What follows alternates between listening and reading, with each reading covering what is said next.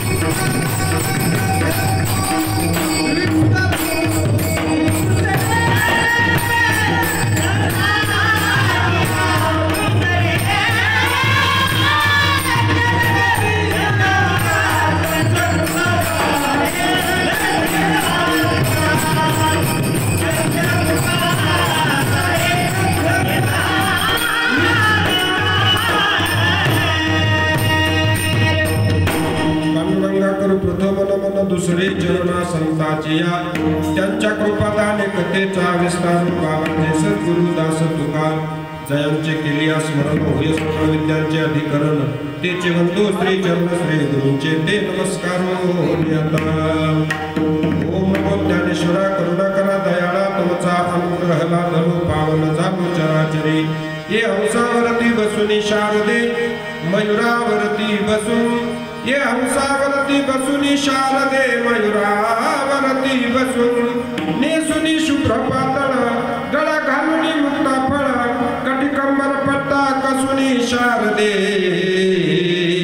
मयुरावरती बसून ये हंसावरती बसून करी घेऊन या ब्रह्मविना करी मंजूळ गायना हे नाचत नाचत हसुनी शारदे मयुरावरती बसून ये हंसावरती बसून तुका म्हणे ब्रह्मनंदिनी मम हृदयी विराजुनी दे अंतर्ज्ञाना ठसुनी शारदे मयुरावरती बसून ये हंसावरती बसून विठ्ठला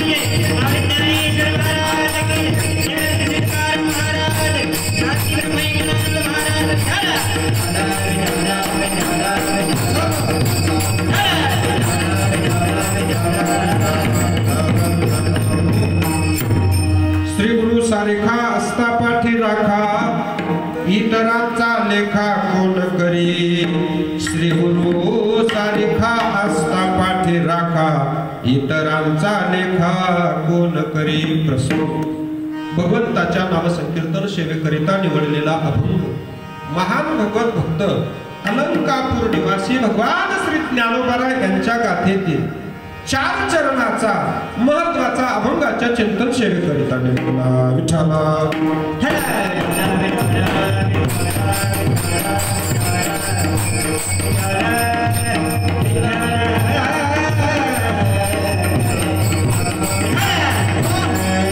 या अभंगाच्या द्वारा भगवान श्री ज्ञानोबा तुम्हा सर्व भाविकांना आपल्या गुरु विषयीची अनन्यता व्यक्त करतात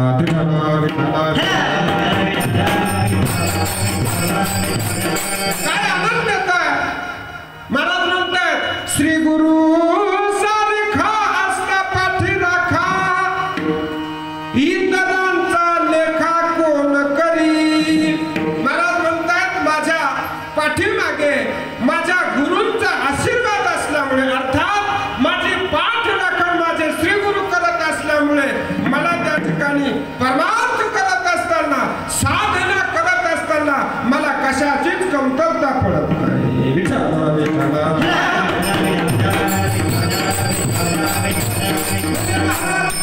तुमच्या पाठीमागे तुमच्या गुरूंचा आशीर्वाद आहे तुमच्या पाठीमागे तुमचे श्री गुरु आहेत त्याच्यामुळे तुमची साधना ही फलद्रूप होते परंतु या जगाकडे पाहिल्यानंतर या जगामध्ये आपली साधना फलद्रूप करण्याकरता अनेक वस्तू असताना अनेक साधना असताना तुम्ही तुमच्या श्री गुरूंचीच का निवड करता इतरांच्या बाबतीत तुमचं काय मत आहे त्यावेळेस महाराजांनी त्या साधकाला बोलायला सुरुवात केली म्हणतात राजा माझे श्री गुरु माझ्या पाठीमागे असल्यामुळे माझा परमार्थ सिद्धीला गेला माझ्या श्री गुरु माझ्या पाठीमागे असल्यामुळे मला त्या ठिकाणी साधना फलद्रूप होते इतर साधनांच्या बाबतीमध्ये मला त्या ठिकाणी मी त्यांना मोजतही नाही त्यांना जुमानतही नाही म्हणून मला त्यांच्याबद्दल काही बोलायचं नाही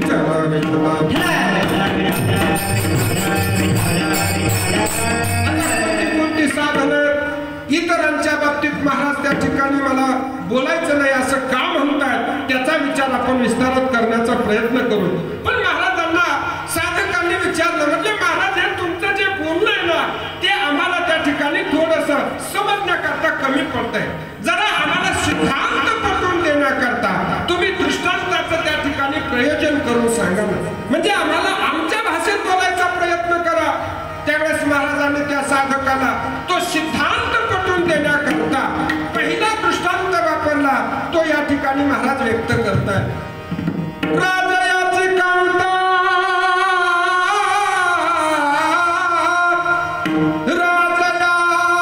कांता काय भीक मागे मनाची या जोगे सिद्धी पावे. महाराज म्हणतात अरे कशाप्रमाणे राजाची पत्नी जशी दारोदार जाऊन जशी भीक मागत नाही, वस्तूची मागणी करत नाही, तिला त्याची गरज पडत नाही, का तर राजवैभवामध्ये असल्यामुळे तिला कशाचीच कमतरता नाही, कारण ती इतरांच्या माध्यमातून पटकन तिला लागणाऱ्या वस्तू मिळवू शकते. तद्वत माझ्या साधनेमध्ये काही कमतरता पडत असेल तर माझे श्री गुरु माझ्या पाठीमागे उभा राहून माझी साधना पूर्ण करून घेतात.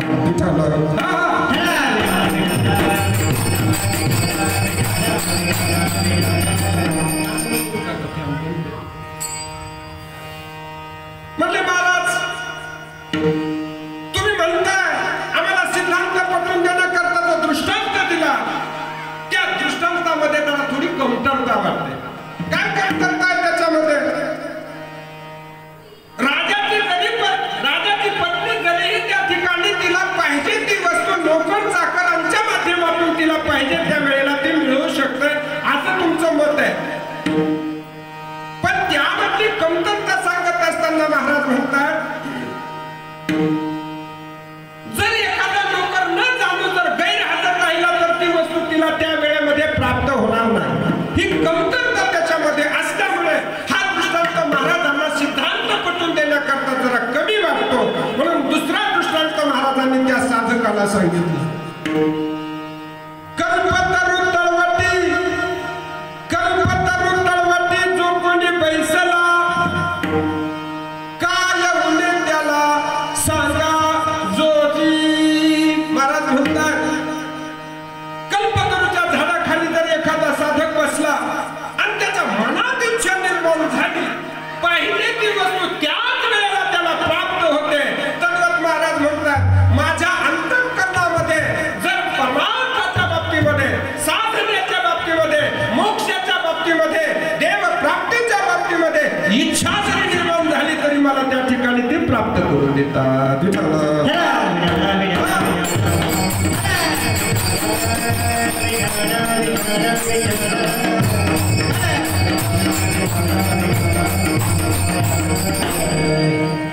साधक मग बोलू लागले महाराजांना महाराज आम्ही कलियुगातले आहोत आणि कलियुगाचा स्वभाव असा आहे एखादा जर दाखला जर नसेल, कुणी जर त्याच्या बाबतीमध्ये असं जर घडत नसेल कुणाच्या जीवनामध्ये तर मग तुमचं सांगणं आम्हाला न पटणार आहे. तुम्ही जे सांगितलं ते कुणाच्या बाबतीत झालंय का असं ज्ञानोबरायांना केलेल्या प्रश्नाचं उत्तर मला सांगताय. अरे इतरांचं काय सांगू, इतरांच्या बाबतीत मी काय बोलू, कुणाच्या बाबतीत घडलंय का नाही घडलं मला त्याचं काय घेणं देणं नाही, मी त्याचा विचार करत नाही. पण माझ्या बाबतीत त्याचं घडलंय. म्हणजे काय घडलं, म्हणजे गुरुच्या कृपेने मी उद्धरून गेलो, माझा उद्धार झाला, माझा परमार्थ कळीला गेला, माझी साधना सिद्ध अवस्थेपर्यंत पोहोचली. ज्ञानदेव म्हणे तरलो ज्ञानदेव म्हणे तरलो आता उठरलो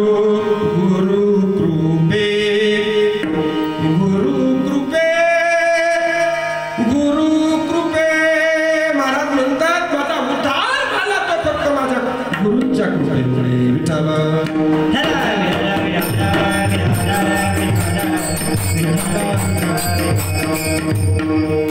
बाबा संत सज्जन श्रोते माझ्या हो मोठ्या आनंदाच्या उत्साहाच्या वातावरणामध्ये संपन्न होत असलेला आपला हा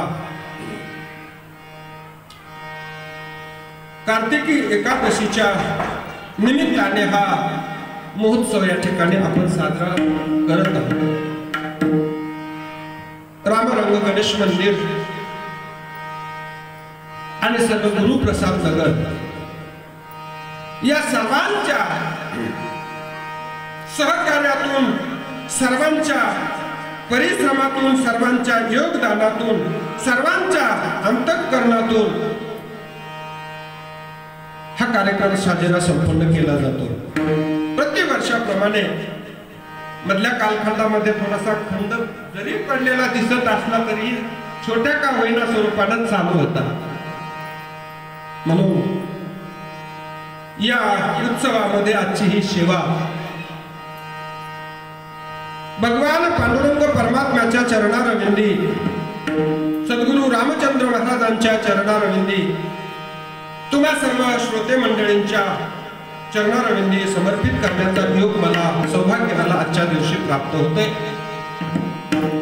ज्यांच्याद्वारा मला ही सेवा मिळाली, रामरंग गणेश मंदिराचे सर्व त्या ठिकाणी आणि आपल्या गुरुप्रसाद नगर मधील सर्व भाविकांच्या सश्रद्धा अंतःकरणातून आणि ज्यांच्या फोनद्वारा मिळाली ते आमचे सुतार काका.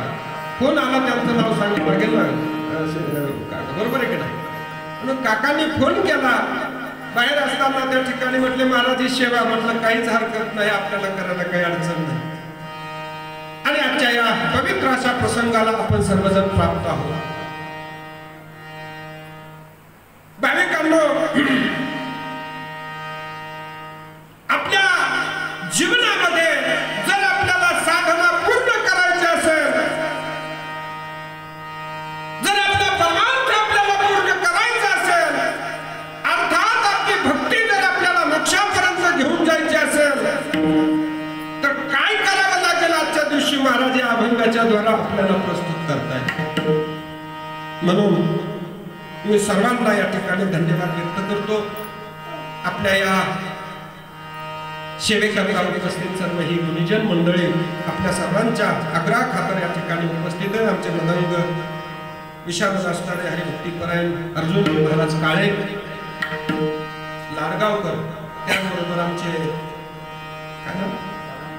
सदानंदजी महाराज आहेत, त्याचबरोबर आमचे राऊत महाराज आहेत.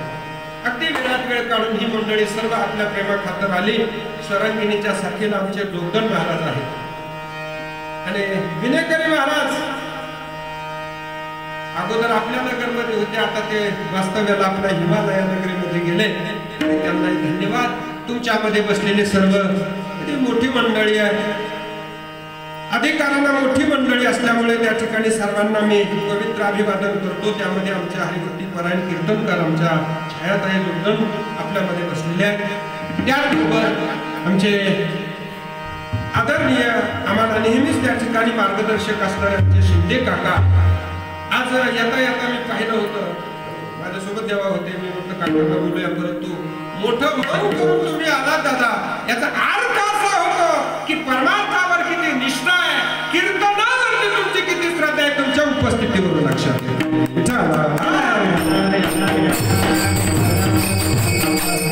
काका वगैरे ही सर्व मंडळी, आमचे सुतार काका असतील, पाठीमागे आमचे बाराहाते महाराज असतील, आदी सर्व मंडळी, काका वगैरे सर्वांना पवित्र अभिवादन करतो. आमच्या देवा त्यांनाही त्या ठिकाणी अभिवादन करतो आणि माझ्या चिंतनाकडे वळतो. वेळ थोडा आहे, थोड्या वेळेमध्ये मला अभंगाचा मतितार्थ अर्थात त्या ठिकाणी चिंतन करायचंय. जशी मला माझे श्रीगुरु बुद्धी देतील, बखणगडाचे महंत वैकुंठवासी निमशेजी बाबा यांच्या कृपेद्वारा बोलण्याचा प्रयत्न करतो.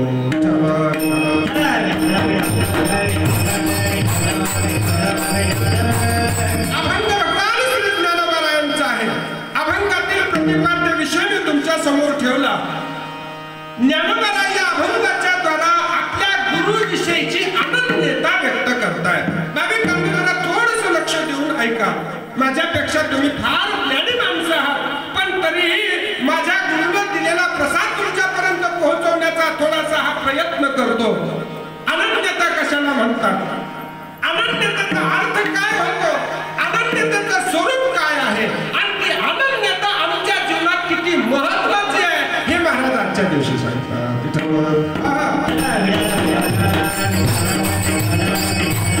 अनन्यता म्हणजे निष्ठा. अनन्यता म्हणजे काय? निष्ठा. कोणतंही कार्य तुम्हाला पूर्ण करायचं असेल तर त्या कार्यावरती आपली निष्ठा असावी. जर निष्ठा नसेल तर ते कार्य पूर्णत्वाला जात नाही. जर आपली निष्ठा नसेल तर ते काम पूर्ण होत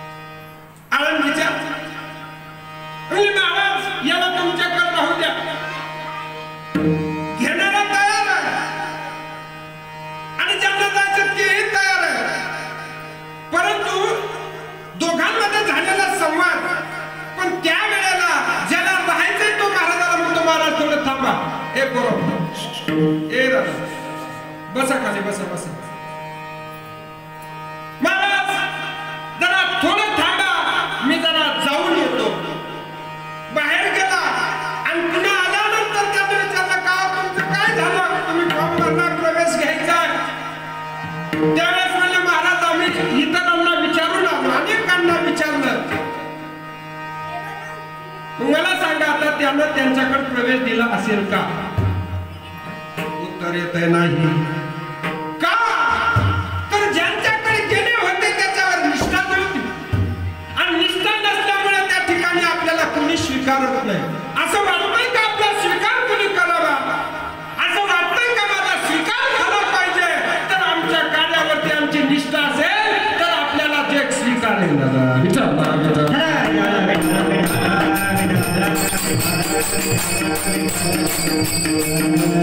साधं उदाहरण आम्ही खेड्यातल्या कीर्तनामध्ये सांगत असतो बरं का काका.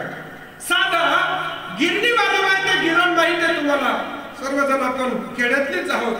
जर एका गिरणीवर आपण जर दळण घेऊन जात असू, त्या गिरणीचा काही फॉल्ट असेल तर दुसऱ्या गल्लीतल्या गिरणीवाल्याकडे गेल्यानंतर तिथं तो असतो आणि आपलं दळण ठेवलेलं असतं. त्यावेळेस नेमका फ्यूज गेलेला राहतो आणि फ्यूज गेल्यानंतर आपण दम खात नाही. आपण म्हणतो दादा लवकर दळून द्या ना, मला ड्युटीला जायचंय. तो म्हणतो थांबा फ्यूज येईल. अहो कधी येईल? त्याच्या मागे सारखी गडबड लावते. मग ते वैतागून जातं आणि वैतागल्यानंतर ते म्हणतो हे गिऱ्हाईक तर रोजचं नाही आपलं. मग रोजचं नसल्यावर त्यांना विचारतात तुम्ही अगोदर कोणत्या गिरणीमध्ये दळत होते? ते म्हणले पलीकडल्या गल्लीत. म्हणजे तिकडून पाखरं घाला. उदाहरण माझं असं आहे, बोलण्याचा अर्थ माझा असा आहे की या ठिकाणी जर निष्ठा नसल्यामुळे, एकनिष्ठ नसल्यामुळे, अनन्य नसल्यामुळे त्या ठिकाणी साध्या गिरणीवाला दळून देत नाही, तर मग इतरांच्या बाबतीमध्ये काय बोलायचंय दादा?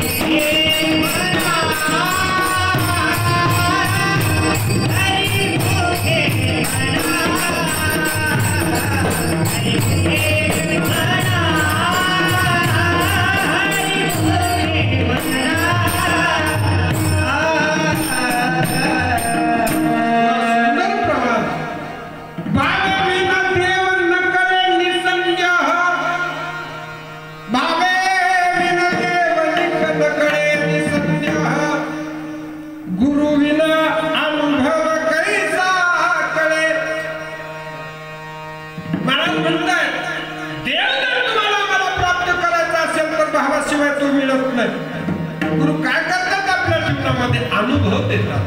पुढे विस्तारात बोलू. त्या साधकाने महाराजांना विचारलं, महाराज तुम्ही तुमच्या गुरुविषयी अनन्य? तो म्हणले मी माझ्या गुरुविषयी अनन्य. म्हणजे तुमचे श्री गुरु तुमच्या पाठीमागे? म्हणले हो, माझे श्री गुरु माझी पाठ राखण करतात. आपण श्री गुरु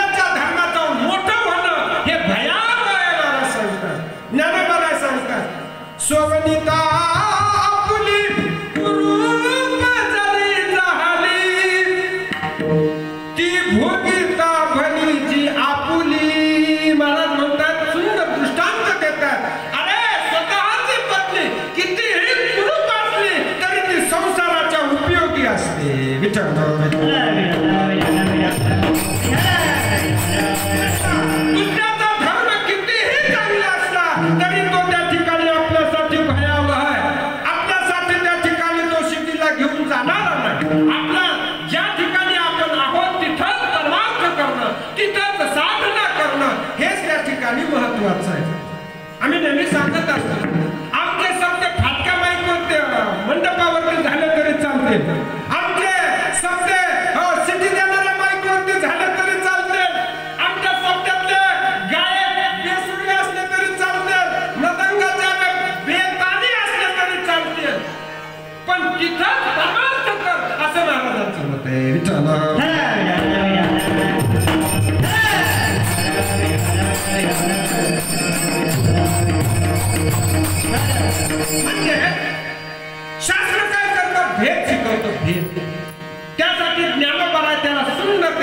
सांगतात वायानिक पंथा जाशील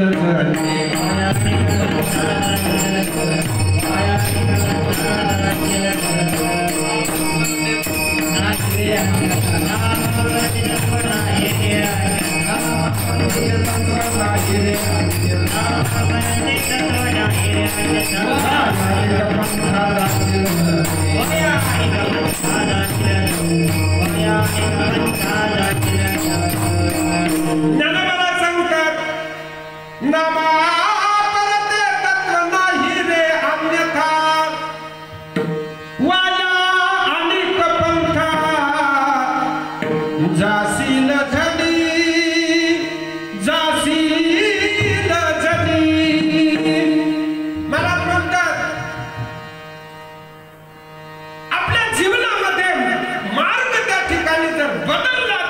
साधना फलत म्हणून त्या मार्गाने जायचा प्रयत्न करायचा नाही आपला मार्ग जसा असेल तसा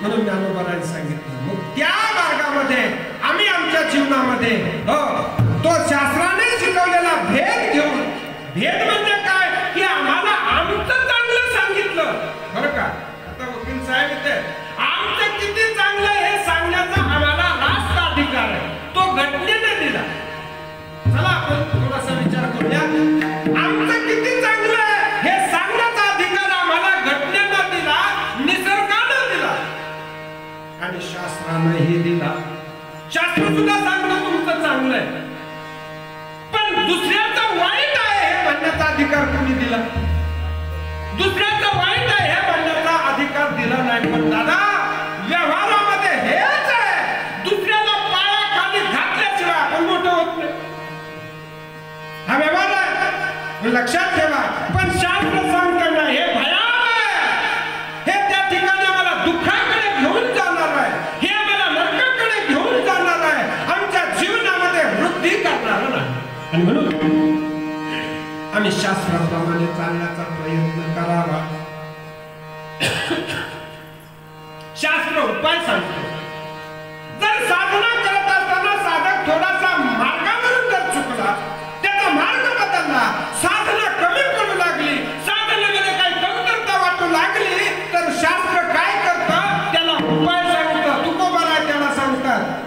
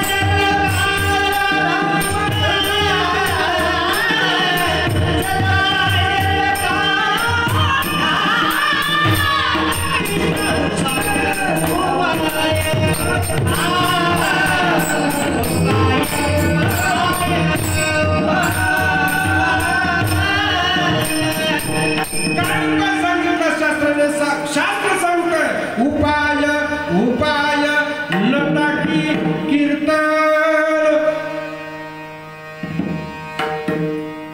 कुठेही असा आता बसलात ना चिंतन करा घरी असाल चिंतन करा कामावर असाल चिंतन करा कुठेही असाल कामामध्ये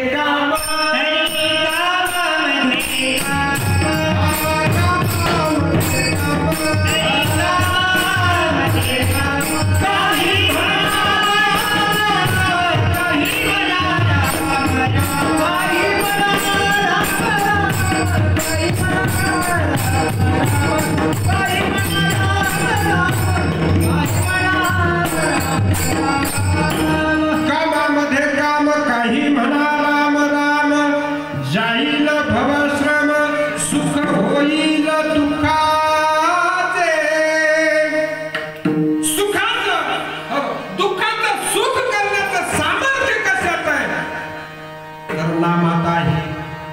कीर्तनात आहे आणि ते कीर्तन टाकायला शास्त्र सांगते टाकू नका.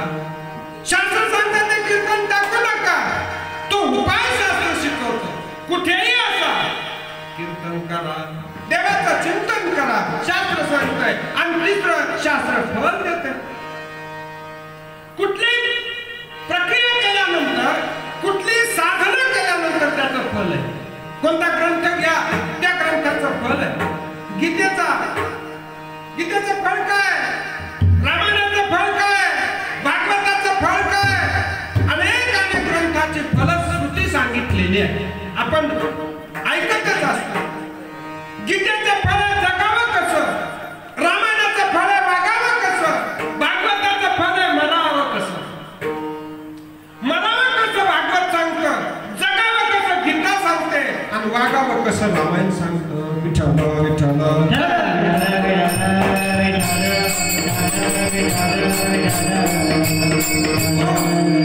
म्हणजे मरण्यासाठी भागवत आहे, वागण्यासाठी रामायण आहे, आणि जगण्यासाठी गीता.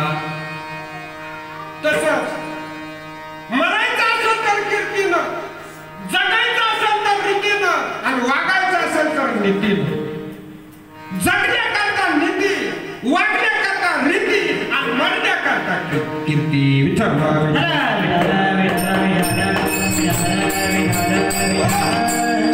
शास्त्र फळ देतं.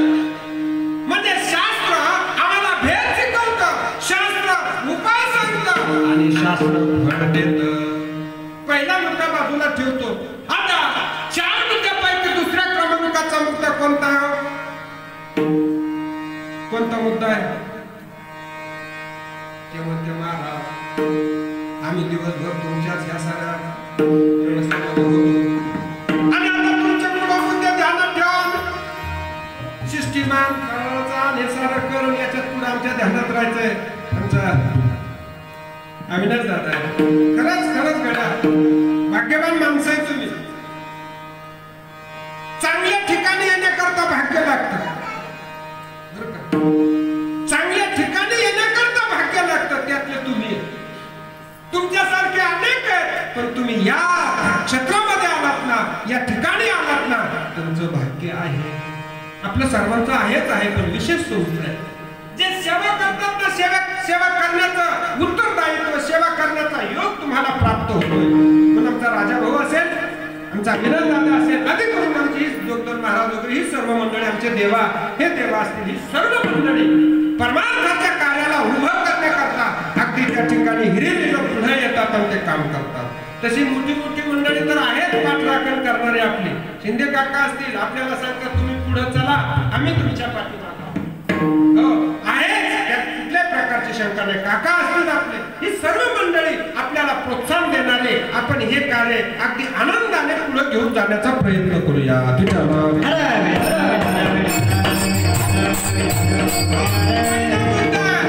शास्त्र. दुसरा मुद्दा उत्साह. कोणताही काम करायचं असेल तर उत्साह लागतो बरं का. उत्साह नसेल तर काम होत नाही. हो, अंतःकरणामध्ये उत्साह जर असेल तर ते कार्य पूर्ण होतं. मी नेहमी सांगत असतो, दुसऱ्याने म्हणावं हे काम होऊ शकत नाही, दुसऱ्याने म्हणावं हे होऊ शकत नाही, पण आम्ही सांगा हे आम्ही केल्याशिवाय राहणार नाही. हो, आम्ही करून दाखवणार. हे कशाच्या जोरावर होतं? फक्त आपल्या अंतःकरणामध्ये जो निर्माण झालेला उत्साह असतो का, ते काम पूर्ण करत असतो. आणि असा उत्साह परमार्थामध्ये लागतो, असा उत्साह भक्तीमध्ये लागतो, असा उत्साह साधनेमध्ये लागतो. आणि उत्साह नसेल तर चांगलं काम अवघड होऊन बसत. मी जास्त तुम्हाला सांगणार ना, गुंतागुंती करू नये. काय काय माणसं सोपं अवघड करून सांगतील, आणि काय काय सोपं अवघड सोपं करून सांगतील. मी दोन्ही बाजूला ठेवतो ना, आपल्याला जमल असं सांगतो. उत्साह तुम्हाला उदाहरण सांगतो म्हणजे तुमच्या लक्षात येईल. दोन साधक दोन झाडाखाली खाली साधना करण्याकरता बसले. एक बसला पिंपळाच्या झाडाखाली आणि एक बसला चिंचेच्या झाडाखाली. गुरुप्रसाद नगर मधले दोन्ही साधक साधना करण्याकरता बसले. सुंदर भजन करायला लागले. गोड भजन करायला लागले.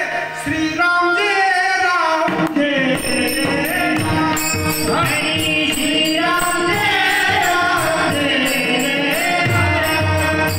श्रीराम जय राम जय राम, श्रीराम जय राम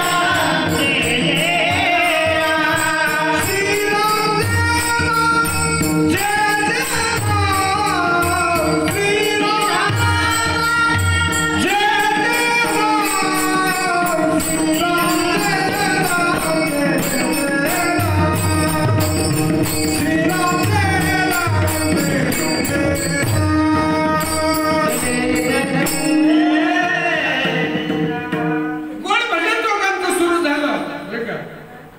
आणि तेवढ्यात नारद महर्षी आले. नारायण सूर्य नारायण पिंपळा खाली बसलेलं होतं. त्याला पाहिलं म्हणला नारद महर्षी आले. नारदाला बोलवलं. नारद आले. त्यानं घोंगडी टाकली आणि श्री संतांची या माताच्या नावावरी साष्टांग हे करे दंडवत. नारद महर्षी बसले. बोले महर्षी तुम्ही वैकुंठाला? म्हणजे हो वैकुंठाला जातो. बर म्हणजे कैलासाला? हो म्हणजे कुठेही असतो आम्ही. नारद कुठेही असतात. मी नारदाचं बोलतो बर का राजा भाऊ. नारद कुठेही असतात.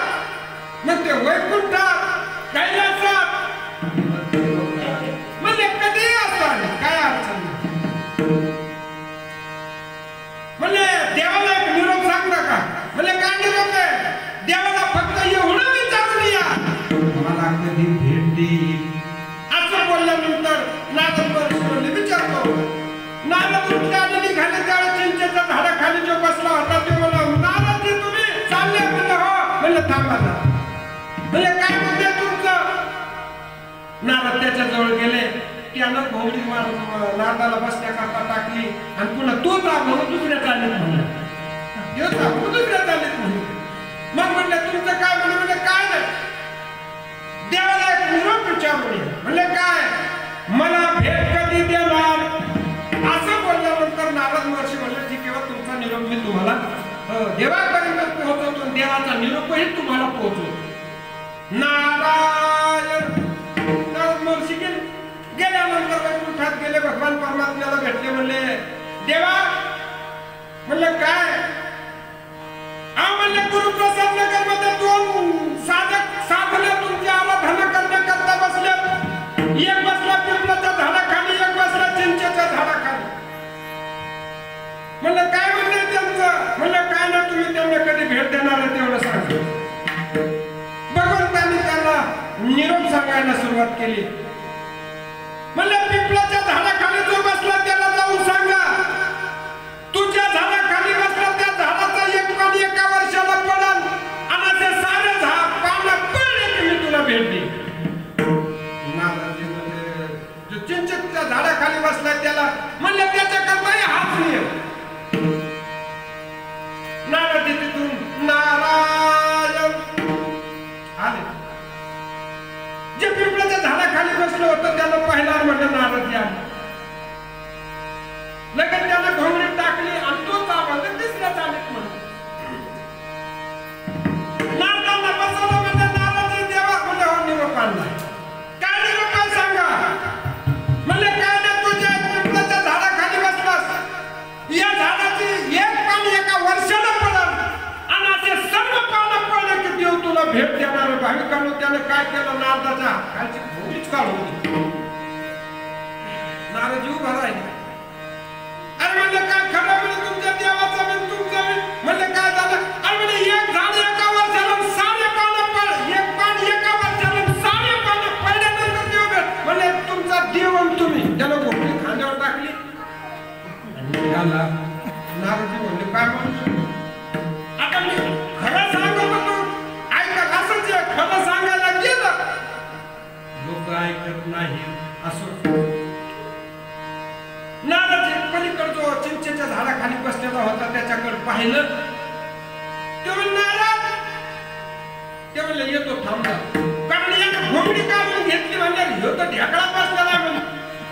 चिंचेच्या झाडाखाली बसला. त्याला जर निरोप सांगितलं तर तू काय बरीकडे ठेवणार नाही. मग ते राहिलं बंधाऱ्यावर. सुतार काका बंधारा बर का बारा ते साहेब बंधारा म्हणजे पाणी आलं पाणी जिरवा नाही बरं. बंधारा म्हणजे आपल्या बाबा बर का आपल्या शेताचा बांध. झोपले काय साडे नाही ना. शेतात तो बांध आपण झाला त्या बंधाऱ्यावर उभा राहील कोण. आणि म्हणले अरे तू तिथंच थांब म्हणे. ती यायला लागलं त्याच्याकडे म्हणजे तिथंच थांब. बंधारा बांध अवघड भाषेचं. आमच्याकडे बांधाला बांध म्हणतात, काही ठिकाणी बंधारा म्हणतात, काही ठिकाणी धुरा म्हणतात. असं आहे. भाषेचा फरक आहे. विठाला विठाला विठाला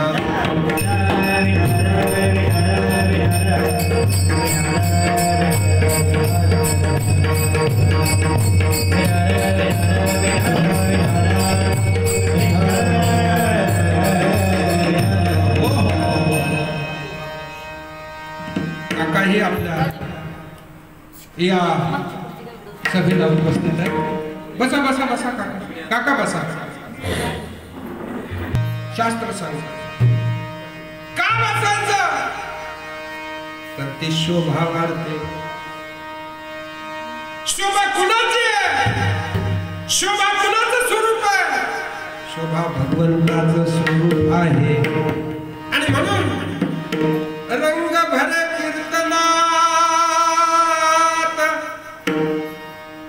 कीर्तनामध्ये रंग भरण्याचं काम कोण करतं? भगवान करणार. आणि त्याचं नाव आहे शोभा. विठ्ठल कीर्तन आपल्याच नगरातल्या महाराजाचं आहे म्हणून जायचं नाही असा विषय नाही. तो त्यांचा विषय नाहीच. आपण गेलं पाहिजे हा भाग आहे असं माझा मुद्दा थांबवतो. भाषेचा फरक आहे. मी विदर्भात गेल्यानंतर जेवणाची व्यवस्था यजमानानं सुंदर केलेली होती. जेवायला बसलो, घरचे यजमान बसले, सुंदर स्वयंपाक केलेला होता. आम्ही अगदी श्लोक बोललो आणि भोजन करण्याकरता सुरुवात केली. थोड्या वेळात यजमानीबाई आल्या. हातामध्ये प्लेट होती, त्याच्यामध्ये चमचा होता आणि माझ्या जवळ आल्या बर का गाडी महाराज. आणि मला म्हणे महाराज तुम्हाला चटका देऊ का? म्हणलो को भाषेचा फरक म्हणलं तर चटका म्हणलं आपण कशाला बोला म्हणलं. आणि मग त्यांच्या यजमानाकडे वळल्यानंतर त्यांना म्हणे तुम्हाला देऊ का? ते म्हणे दोनदा दे. म्हणलं काय थोडस जेवण थांबवलं तर त्या ठिकाणी त्या वाटल्या आणि त्याच्यामधून त्या चमच्यामधून त्यांनी सुंदर हिरव्या मिरच्याचा ठेचा टाकला. काका मला पश्चाताप आला नाही म्हणण्याचा. नाही म्हणण्याचा आता त्यांना जर म्हणतो तर मी नाही म्हणलो. आणि मग त्यांनी किचन कडे मोर्चा वळवल्यानंतर मला रावलंच नाही. मी म्हणलो ताई मला पण चटका द्या. म्हणजे मुद्दा माझा असा आहे भाषेतला फरक आहे. भाषेतला फरक आहे. तो बंधाऱ्यावर उभा राहिला अर्थात बांधावर उभा राहिले आणि त्याला म्हणले बघ देवाचा निरोप तुला सांगतो. कारण अगोदरचा संदर्भ जुळून देतो काकांना त्यांना की उत्साह आणि त्या उत्साहाने दोन साधक त्या ठिकाणी साधना करत होते. त्या साधनात एक पिंपळाच्या झाडाखाली बसलं होतं आणि त्या पिंपळाच्या झाडाखाली बसलेला निरोप होता देव मला कधी भेट देईल. नारदजी देवाकडून निरोप घेऊन आले आणि त्याला सांगितलं की पिंपळाच्या झाडाचं एक पान एका वर्षाला पडत आणि असे सारे पानं पडले की देव तुला भेट देईल. त्यानं घोंगडी काढली खांद्यावर घेतली घरी गेलं. कोण? पिंपळाच्या झाडाखालचं. पण हे चिंचेच्या झाडाखाली जे बसलं होतं का त्याला निरोप नारदजी सांगताय. त्याला मला निरोप सांगतो. म्हणले काय निरोप आहे? तुझ्या झाडाखाली बसलास त्या झाडाचा एक पान एका वर्षाला पडेल आणि असे सारे पानं पडले की देव तुला भेट देणाऱ्या नारदाला धोतर घालून पळाले.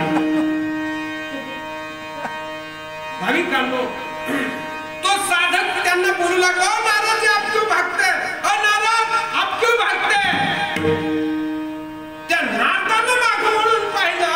भाविकांनो, पहिला तो घोंगडी खांद्यात टाकून निघून गेला होता का? या साधकाचं तसं झालं नाही. या साधकाचं काय झालं तर तो उत्साहाने म्हणू लागला, देव मला भेट देणार आहे, देव मला भेट देणार आहे, देव मला भेट देणार आहे. आता मी तुमच्याकडे येतो, मला आता सांगा बरं कशामुळे घडलं त्याचं? असं त्याच्यामध्ये त्याच्या मुखामध्ये ही शब्द का निघली? काय कारण होतं? उत्साह. त्याच्या अंतःकरणामध्ये तो उत्साह भरला होता का? तो उत्साह त्याला अहो तो कधी भेटणार आहे त्याचा विचार त्यानं केला नाही. याचा कसलाच विचार न करता त्यानं फक्त देव मला भेट देणार आहे, देव मला भेटणार आहे एवढंच त्याच्या अंतःकरणात राहिलं आणि मग तो त्या ठिकाणी साधना केला. दुसरा मुद्दा आहे, पहिला शास्त्र, दुसरा उत्साह. कोणतंही काम करायचं असेल तर उत्साह लागतो. उत्साह नसेल तर निरुत्साह अंतःकरणाने केलेलं काम, आपलं साधना आपली त्या ठिकाणी फलद्रूप होत नाही, आपल्याला आशीर्वाद मिळत नाही. आणि उत्साहाने काम केलं की ते कार्य पूर्ण होत असतं. विठ्ठल विठ्ठल.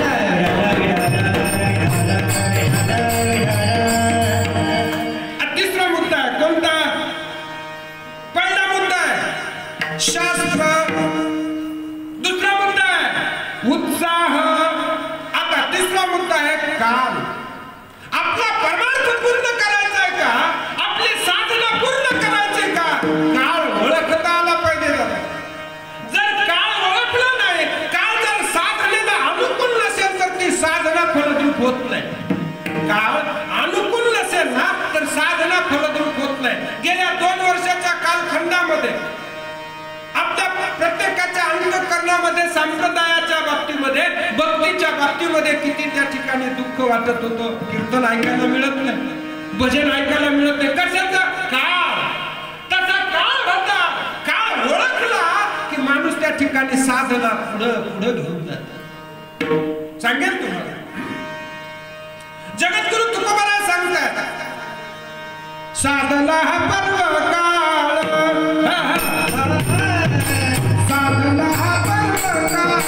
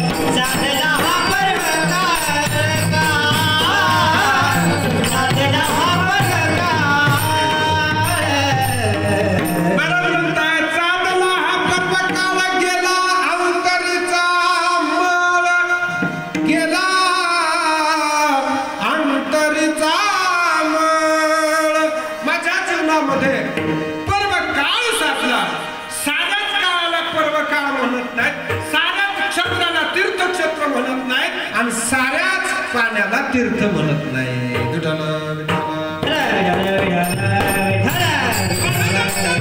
साधना पर्वकाळ कोणता साधला? काय झालं? देव तिळी आला, देव तिळी आला, गोडे गोड जीव झाला. साधला हा पर्वकाळ, गेला अंतरीचा.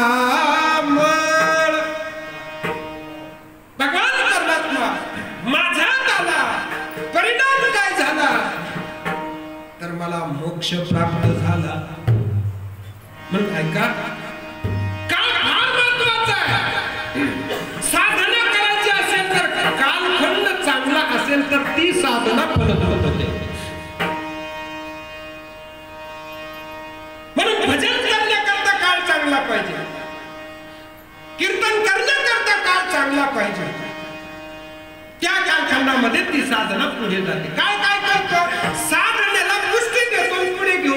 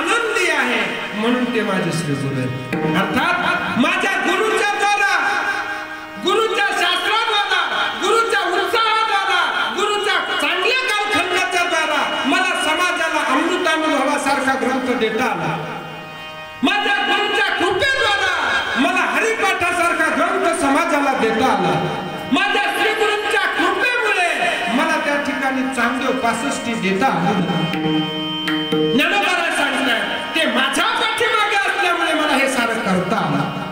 अनेक गोष्टी चांगल्या करतात. अनेकांच्या बाबतीत घडलंय.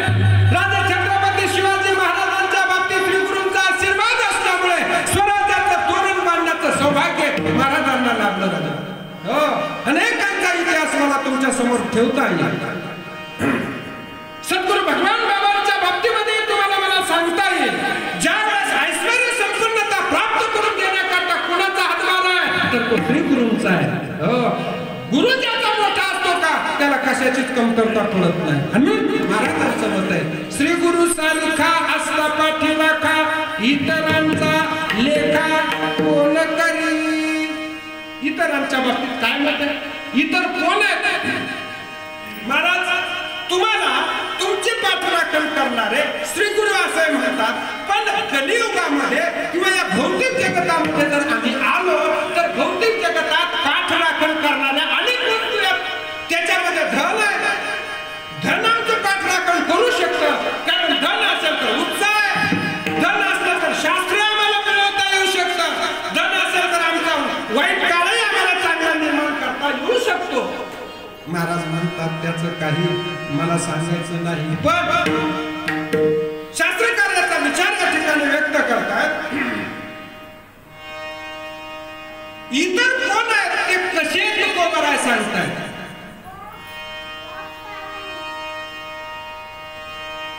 त्या इतरांच्या बाबतीत जगद्गुरु तुकोबारायने सुंदरसा विचार व्यक्त केला. ते नाश पावणार आहेत. जर ते त्या ठिकाणी स्वतःच्या स्वभावाने नाश नाही पावले तर त्यांचा दुसऱ्याकडे नाश होऊ शकतो. आणि म्हणून कर्मधर्म संयोगाने त्यांचा जर नाश झाला तर पुढे काय?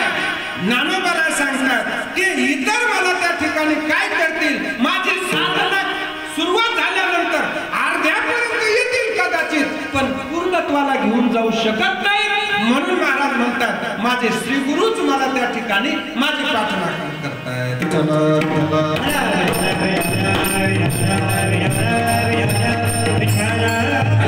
आम्हाला सिद्धांत पटवून देण्याकरता दृष्टांताचं प्रयोजन दृष्टांत महाराजांनी वापरला. कारण सिद्धांत आहे अनन्यता, सिद्धांत आहे निष्ठा.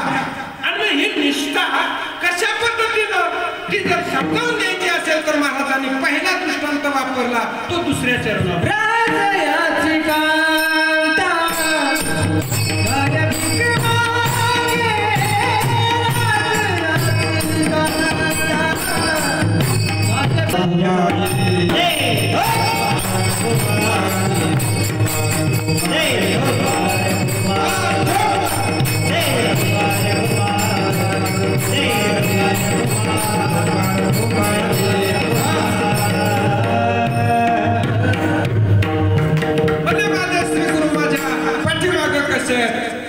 दृष्टांत दिला.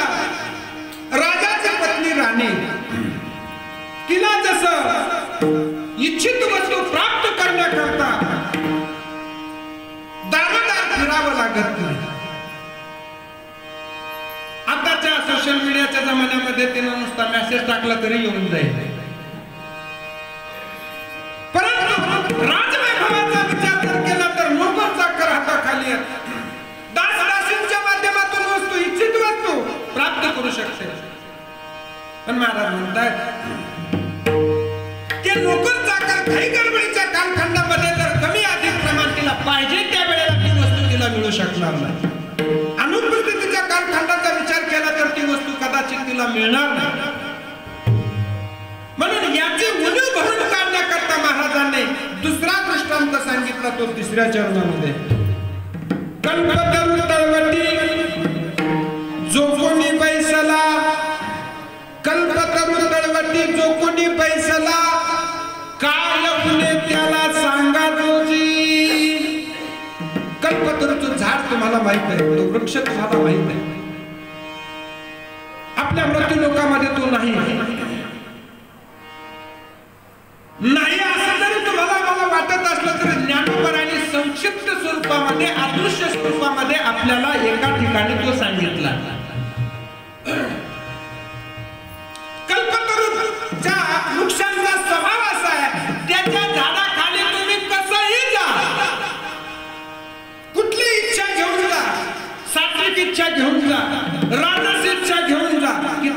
इच्छा घेऊन जा, कोणीही जा, त्याला त्याचं काही केलं नाही, त्याला त्या ठिकाणी बंधन नाही. त्याचा एकच स्वभाव आहे, तुम्ही जी इच्छा घेऊन गेला त्या इच्छेच्या स्वरूपाचं फळ देणे. वनामध्ये एक जण गेला, फिरत असताना सुंदर तो वृक्ष गाढ सावली होते, तिथं बसला. बसल्यानंतर म्हणलं काय गाढ सावली हो, उन्हाळ्याचे दिवस होते, म्हणलं इथं पाणी जर असतं तर बरं झालं असतं. आणि तो कल्पवृक्ष होता. लगेच एक झारी आली, त्याच्यावर सुंदर ग्लास गाढ पाणी, ताण लागलेले होते, पटकन पाणी घेतलं, पिलं, तृप्त झाला. मग आता शांत बसाव का? नाही, म्हणला गाढ सावली आहे, पाणी गाढ मिळालं, म्हणला जरा भोजन करण्याकरता मिळालं असतं तर बरं राहिलं असतं. तिथं काय काम करता होते, पंचपक्वान्नाचं ताट समोर आलं, सुंदर त्या ठिकाणी जेवायला भुकेला होतो. काय पाणी फिरवलं नाही, काय श्लोक नाही, काय नाही, लगेच जेवायला सुरुवात केली. मग आता जेवण्यावर थांबाव का? जेवण झालं आणि जेवण्याचा स्वभाव आहे, भूक शमवल्यानंतर, तृष्णा शमवल्यानंतर सुस्ती येत असते. त्यावेळेस त्या ठिकाणी त्याला थोडीशी सुस्ती येऊ लागली. मग मनात विचार करू लागला, इथं सुंदर बिछाना असताना तर फार चांगलं झालं असतं. तिथं काय कमी, सुंदर बिछाना आला, त्याच्यावर झोप. आणि मग झोपल्या विचार करायला लागला. म्हणला गार पाणी मागितलं तर पाणी मिळालं, जेवण करण्याची इच्छा व्यक्त केली म्हणजे जेवायला मिळालं, आराम करण्याकरता सर्व व्यवस्था मिळाली. मला इथं भूत तर नाही,